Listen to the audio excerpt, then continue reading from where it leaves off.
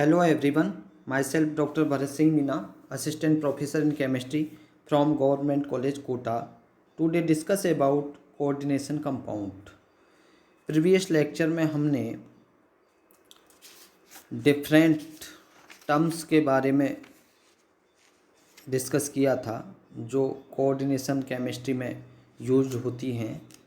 आज coordination chemistry के अंतर्गत इफेक्टिव एटॉमिक नंबर कॉन्सेप्ट या प्रभावी परमाणु क्रमांक की अवधारणा के बारे में अध्ययन करेंगे। ये किसने दी और ये सिद्धांत किसके बाद प्रतिपादित या प्रादुर्भाव हुआ। वर्नर सिद्धांत के बाद कोऑर्डिनेशन कंपाउंड्स की व्याख्या करने के लिए सिज्विक ने अपना सिद्धांत दिया था और सिज्विक के सिद्धांत से प्रभावी परमाणु क्रमांक की अवधारणा का प्रादुर्भाव हुआ। संकुल यौगिकों के बारे में वर्नर सिद्धांत के अनुसार किसी धातु की दो प्रकार की संयोजकताएं होती हैं के बारे में जानकारी मिली, लेकिन जब उनसे ये पूछा गया कि एक ही लिगेंड जैसे क्लोराइड आयन धातु आयन की प्राथमिक व द्वितीयक दोनों प्रकार की संयोजकताएं कैसे संतुष्ट कर सकता है, ऐसा क्यों होता है, तो इस बारे में वर्नर बताने में खामोश रहे। तो सिज्विक ने संकुलों के बारे में फिर विस्तृत से स्टडी करके ये बताया कि यह सब किस प्रकार से होता है। उन्होंने ये नियम दिया प्रभावी परमाणु क्रमांक। इस नियम के अनुसार एक धातु परमाणु या आयन दाता समूह के साथ इतनी संख्या में बंध बनाएगा जिससे संकुल में धातु के चारों ओर कुल इलेक्ट्रॉनों की संख्या, जिसे प्रभावी परमाणु संख्या कहते हैं, आगामी उत्कृष्ट गैस के इलेक्ट्रॉनों की जितनी हो जाए। ये सिज्विक ने बताया। अब हम ये इफेक्टिव एटॉमिक नंबर किस प्रकार से कैलकुलेट करते हैं, ये एक एग्जाम्पल के माध्यम से समझते हैं। हमने यहाँ ये एग्जाम्पल लिया है हेक्साएमीन कोबाल्ट थर्ड आयन में इफेक्टिव एटॉमिक नंबर का कैलकुलेशन कैसे करेंगे।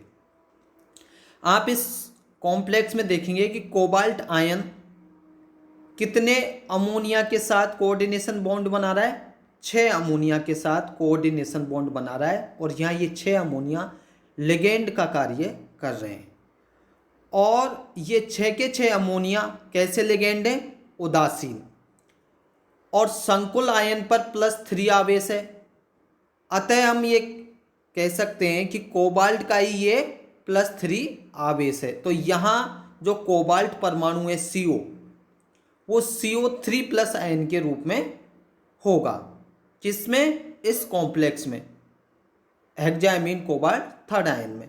अब CO परमाणु की परमाणुविक संख्या 27 होती है और CO3+ में इलेक्ट्रॉन की संख्या, क्योंकि 3+ है तो इसका मतलब 3 इलेक्ट्रॉन इससे निकल चुके हैं। तो यहाँ पर जो एटॉमिक नंबर है 27 और उसमें से अपन कितने इलेक्ट्रॉन माइनस कर देंगे, 3।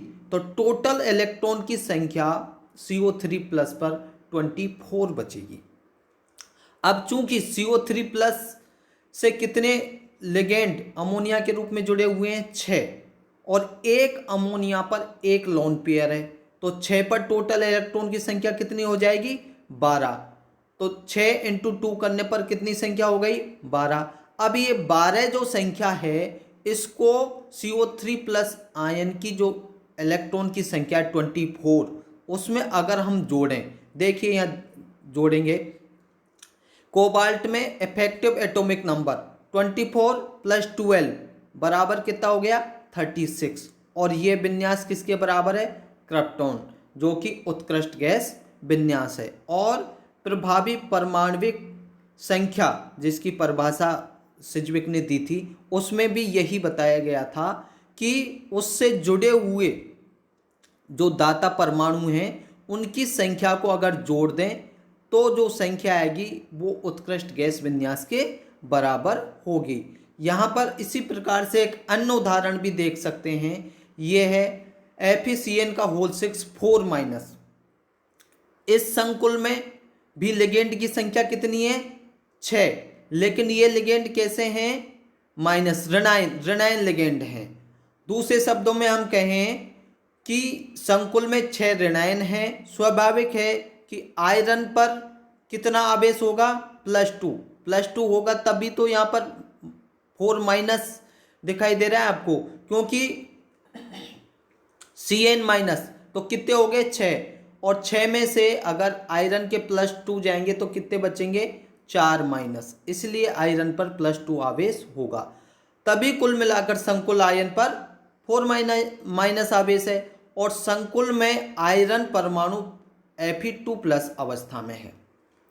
अब आयरन की जो परमाणुिक संख्या है वो कितनी होती है 26, चूंकि इसमें से 2 इलेक्ट्रॉन रिलीज हो चुके हैं तो Fe2+ में इलेक्ट्रॉन की संख्या कितनी बचेगी 26 में से 2 घटाएंगे तो कितना बचेगा 24।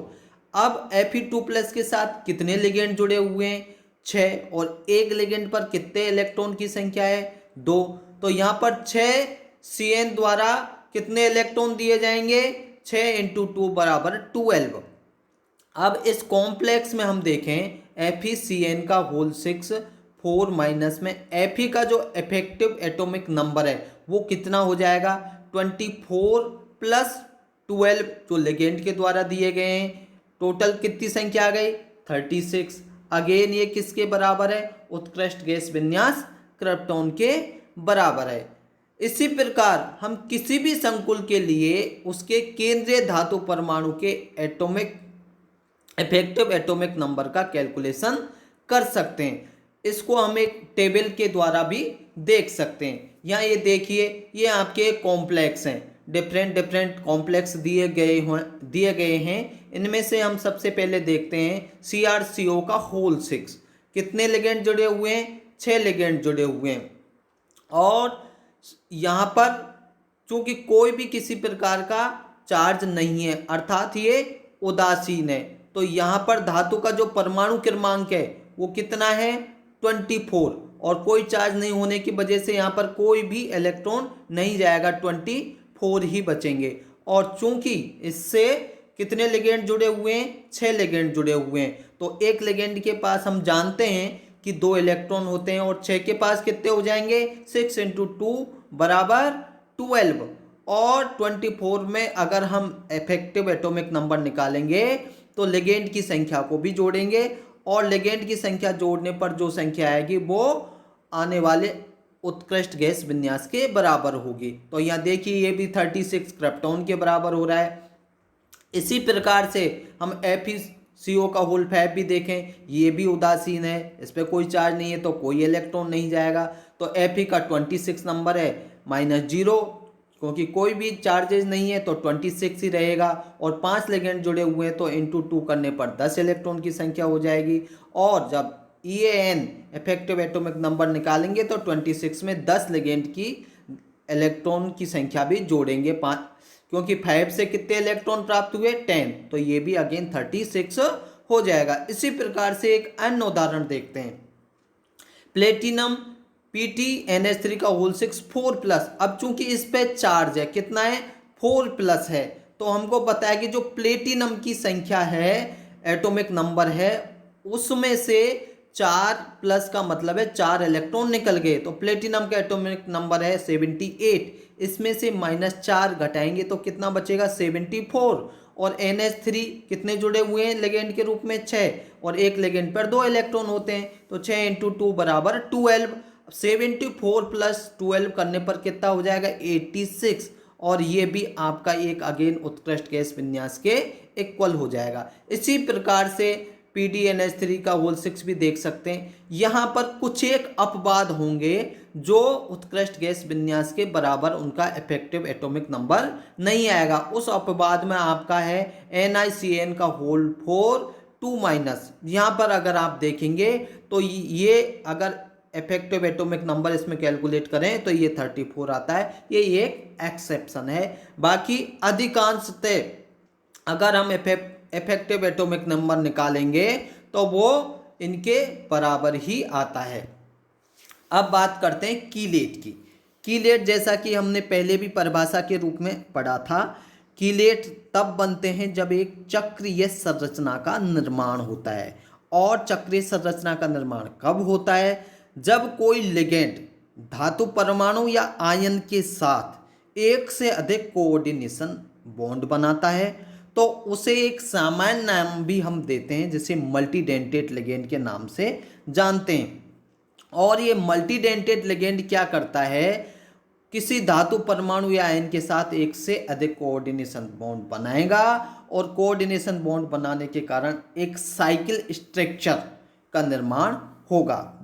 उदाहरण के तौर पर हम देखते हैं एथिलीन डाइएमीन कॉपर आयन के लिए अगर हम देखें तो यहाँ पर ये एथिलीन डाइएमीन कॉपर में क्या होगा कि जो एथिलीन के दो, चूंकि एथिलीन डाइएमीन है तो डाइएमीन कॉपर से जुड़ेंगे और एक चक्रीय संरचना के रूप में जुड़ जाएंगे और ये 4 कोऑर्डिनेशन बॉन्ड कॉपर के साथ बनाएंगे। इस प्रकार से एक चक्रीय संरचना का निर्माण हो जाएगा। और चूंकि चक्रीय संरचना बनती है इसलिए इनको कीलेट कहा जाता है। और कीलेट कॉम्प्लेक्स होते हैं वो जो कॉमन कॉम्प्लेक्स होते हैं उनकी तुलना में अधिक स्थायी होते हैं, क्योंकि इनके जो बंध होते हैं उनको तोड़ने के लिए अधिक एनर्जी की आवश्यकता होती है।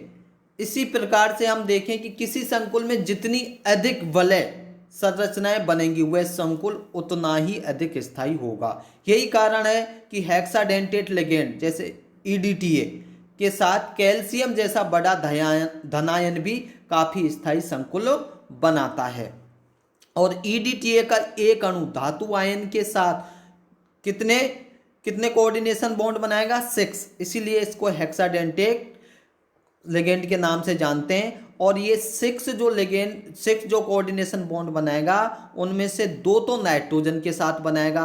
आप यहाँ ध्यान से देखिए, ये मेटल है और ये एक नाइट्रोजन ये और एक नाइट्रोजन ये, इन दोनों के साथ कोऑर्डिनेशन बॉन्ड बना रहा है। और 4 ऑक्सीजन के साथ बनाएगा। 4 ऑक्सीजन कौन कौन से हैं? एक तो ये, सेकेंड ये रहा, थर्ड ये और फोर्थ ये।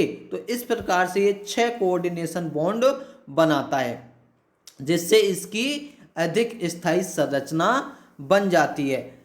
और 5 सदस्यों वाली वलय का इसमें निर्माण होता है। किसमें? EDTA के साथ जब ये मेटल कॉम्प्लेक्स बनाएगा तो इसमें 2 तो नाइट्रोजन के साथ और 4 ऑक्सीजन के साथ कोऑर्डिनेशन बॉन्ड बनाएगा और इससे 5 वलय स्ट्रक्चर का निर्माण होगा और यह संकुल अत्यंत स्थायी होता है। यदि किसी कीलेट की वलय में संयुग्मित द्विबंध विद्यमान है, प्रेजेंट है, अगर कोई ऐसा कीलेट है जिसकी रिंग के अंदर डबल बॉन्ड प्रेजेंट है तो वहां पर रेजोनेंस द्वारा पाई इलेक्ट्रॉन घनत्व पूरी रिंग पर डिलोकेलाइज हो जाता है। ऐसा होने पर कीलेट यौगिक का स्थायित्व और भी बढ़ जाता है। जैसे उदाहरण के तौर पर देखें, हम धातुओं के साथ एसिटिल एसीटोन अथवा पोरफाइरिन कॉम्प्लेक्स अत्यंत स्थायी होते हैं। आप देखेंगे कि ऐसा क्यों होता है, क्योंकि इनमें रेजोनेंस पाया जाता है। जैसे एसिटिल एसीटोन को देखोगे आप, ये CH3 CH CH3 C double bond O C single bond O और ये मेटल।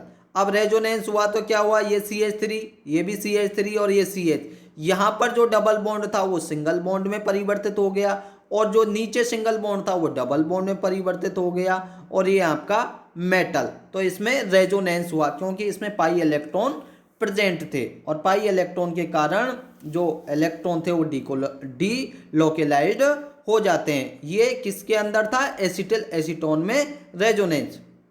इसी प्रकार से पोरफाइरिन कॉम्प्लेक्स का भी ये डायग्राम है। इसके अंदर भी ये पाई इलेक्ट्रॉन है और पाई इलेक्ट्रॉन के कारण ये भी डीलोकेलाइज्ड होते रहते हैं और इनमें भी रेजोनेंस पाया जाता है। इसीलिए पोरपायरन कॉम्प्लेक्स भी अत्यंत स्थायी होते हैं। पोरपायरन कॉम्प्लेक्स में इतना अधिक संयुग्मन है कि कीलेट संकुल अत्यधिक स्थायित्व को ग्रहण कर लेता है और इस कीलेट कॉम्प्लेक्स का अपनी लाइफ में वेरी, जिसे कहें अत्यंत महत्वपूर्ण रिलेशन है। जैसे देखें, जो आरबीसी होती हैं, लाल रक्त कणिकाएं, जिनमें रेड कलर का जो पदार्थ हीमोग्लोबिन होता है, वो क्या है? वो आयरन पोरपायरन कीलेट कॉम्प्लेक्स ही है। और इसी प्रकार से हम पेड़ पौधों की लाइफ में भी देखें, इसका पेड़ पौधों की लाइफ में भी महत्वपूर्ण योगदान है, महत्वपूर्ण रिलेशन है। जो आवश्यक पदार्थ है पेड़ पौधों के जीवन के लिए, हरे रंग का क्लोरोफिल, वो किसका पोरपायरन कॉम्प्लेक्स कीलेट है? वो मैग्नीशियम का है। मैग्नीशियम का पोरपायरन कीलेट कॉम्प्लेक्स होता है। और इसी प्रकार से अपने जीवन के लिए देखें, अपने जीवन के लिए आवश्यक विटामिन 12 पोरपायरन किसका है? कोबाल्ट का कीलेट संकुल होता है। Thank you.